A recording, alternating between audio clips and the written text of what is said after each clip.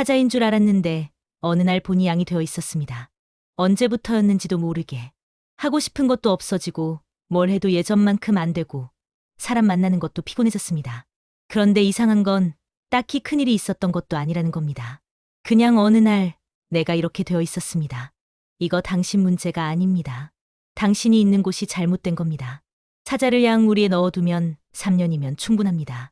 발톱을 깎고 포효를 금지하고 소란스럽다는 말을 반복하면 사자는 결국 매하고 옵니다. 그리고 지금 그 사자가 당신일 수 있습니다. 양우리에 갇힌 사자가 있습니다. 태어날 때부터 사자였습니다. 발톱이 있었고 갈기가 있었고 초원을 울리는 포유가 있었습니다. 그런데 우리 아내 양들은 하루도 빠짐없이 말했습니다. 넌 왜 이렇게 소란스럽니? 발톱은 왜 그렇게 날카로워? 사육사는 친절한 얼굴로 발톱을 잘라주었습니다. 3년이 지나자 사자는 더 이상 울부짖지 않았습니다.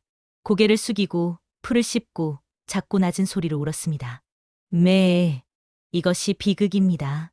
죽은 것이 아닙니다. 살아있지만 사자의 길을 멈춘 것입니다. 오늘 지혜 수집과는 이 비극이 당신의 이야기일 수 있다는 것을 말씀드리려 합니다. 1968년 심리학자 로버트 로젠탈은 하나의 실험을 수행했습니다. 교사들에게 무작위로 뽑은 학생들을 지적 성장 가능성이 높은 아이들이라고 알려주었습니다. 8개월 후 그 아이들의 IQ는 실제로 유의미하게 상승했습니다. 교사의 기대가 아이를 바꾼 것입니다. 이것이 로젠탈 효과입니다. 그런데 반대도 성립합니다. 교사가 어떤 아이를 둔재로 믿으면 그 아이는 실제로 둔재가 됩니다. 낮은 기대, 작은 기회, 소극적인 피드백이 아이의 잠재력을 서서히 잠식합니다. 교사는 아기가 없었습니다. 그저 현실적이었을 뿐입니다. 그리고 아이는 그 현실에 맞는 사람이 되어버렸습니다. 사람은 바로 이렇게 무너집니다. 칼에 찔려서가 아니라 기대받지 못해서. 지적 자극이 없는 환경, 도전이 없는 환경, 성장의 언어가 없는 환경에 오래 노출되면 인간의 뇌는 실제로 둔해집니다. 이것은 의지의 문제가 아닙니다. 뇌는 쓰이는 방식으로 발달하고 쓰이지 않는 회로는 가지치게 됩니다. 멍청한 대화, 멍청한 결정, 멍청한 관계 속에서 몇 년을 보내면 당신의 뇌는 그 환경에 최적화됩니다. 그리고 당신은 이렇게 생각하기 시작합니다. 나는 원래 이런 사람이었나? 아닙니다. 당신은 그 환경이 만들어낸 버전의 당신입니다. 가스라이팅이라는 단어를 들어보셨을 겁니다. 진짜 가스라이팅은 조용합니다. 내가 너무 예민한 거야. 현실적으로 생각해봐. 너는 원래 그런 면이 있잖아. 한 번은 무해합니다. 그러나 수백 번 반복되면 그것은 당신의 내면의 목소리를 심어놓습니다. 나는 틀렸다. 나는 과했다. 나는 부족하다. 그리고 그 목소리는 결국 당신 자신의 목소리가 됩니다. 그때부터는 사육사가 필요 없습니다. 사자는 스스로 발톱을 감춥니다. 그렇다면 지금 당신 곁의 양들은 누구입니까? 주의하십시오. 이들은 악인의 얼굴을 하고 있지 않습니다. 그들은 당신을 걱정합니다. 당신을 아낍니다. 그러나 패턴이 있습니다. 당신이 새로운 것을 시도하려 할 때 그들은 가장 먼저 현실을 이야기합니다. 당신이 성장했을 때 기뻐하는 척하면서 동시에 어딘가 불편합니다. 당신이 꿈을 이야기하면 걱정을 이야기하고 당신이 결정을 내리면 다시 생각해보라고 말합니다. 그리고 당신이 그들의 말을 따랐을 때 그들은 비로소 편안해집니다.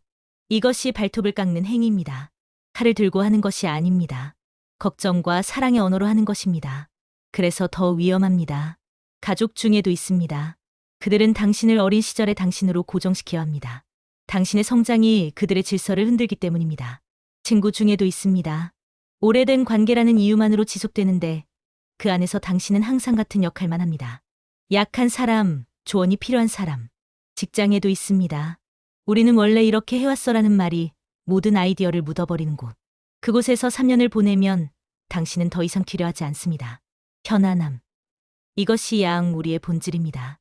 고통스럽지 않습니다. 그것이 문제입니다. 우리 안에서의 편안함은 죽음을 향해 천천히 걸어가는 것과 같습니다.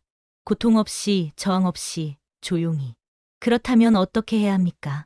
세 단계입니다. 방법론이 아닙니다. 선택입니다. 첫 번째, 환경을 끊으십시오. 환경이 인간을 만든다는 것은 심리학이 수십 년간 증명한 사실입니다. 개인의 의지는 환경의 구조 앞에서 놀랍도록 취약합니다. 그러므로 답은 하나입니다. 관계를 정리하십시오. 그 공간을 떠나십시오. 이것은 냉정한 것이 아닙니다. 생존입니다. 하지만 그 사람이 나를 아끼잖아요. 알고 있습니다. 그러나 발톱을 깎아주는 사육사가 사자를 미워합니까? 아닙니다. 그는 사자를 아낍니다. 그러나 그 아낌이 사자를 망칩니다. 사랑과 해로움은 동시에 존재할 수 있습니다. 단절은 선언 없이 해도 됩니다. 조용히, 그러나 완전하게. 당신의 꿈과 계획을 그들에게 말하는 것을 멈추십시오. 진주를 돼지 앞에 던지지 마십시오. 두 번째, 고독을 받아들이십시오. 많은 사람들이 이 지점에서 다시 우리로 돌아갑니다. 역시 나는 여기가 맞아라고 스스로를 설득하면서. 그러나 고독은 당신의 적이 아닙니다. 양들의 소음이 사라지고 나서야 비로소 당신은 묻게 됩니다. 나는 무엇을 원하는가? 나는 진짜로 무엇이 될 수 있는가? 이 질문들은 조용한 곳에서만 답을 꺼냅니다. 당신의 발톱이 다시 자라는 데는 시간이 걸립니다. 그러나 자랍니다. 그것이 당신의 본성이기 때문입니다. 세 번째, 새로운 사냥터로 이동하십시오. 그곳은 당신의 사냥터가 아니었습니다. 새로운 사냥터는 당신이 조금 두렵고 조금 부족함을 느끼는 곳입니다. 당신보다 뛰어난 사람들이 있는 곳, 성장해야만 살아남을 수 있는 곳입니다. 그런 환경에 의도적으로 들어가십시오. 3개월이 지나면 당신은 이미 다른 사람이 됩니다. 6개월이 지나면 과거의 그 우리 안에서 어떻게 그토록 오래 견뎠는지 이야기할 것입니다. 마지막으로 이것을 말씀드리겠습니다. 당신이 지금 무기력하다면 그것은 나약하기 때문이 아닙니다. 잘못된 우리에 오래 갇혀 있었기 때문입니다. 당신의 사자성은 죽지 않았습니다. 잠들어 있을 뿐입니다. 생각은 당신을 구하지 않습니다. 행동이 당신을 구합니다. 오늘 하나만 바꾸십시오.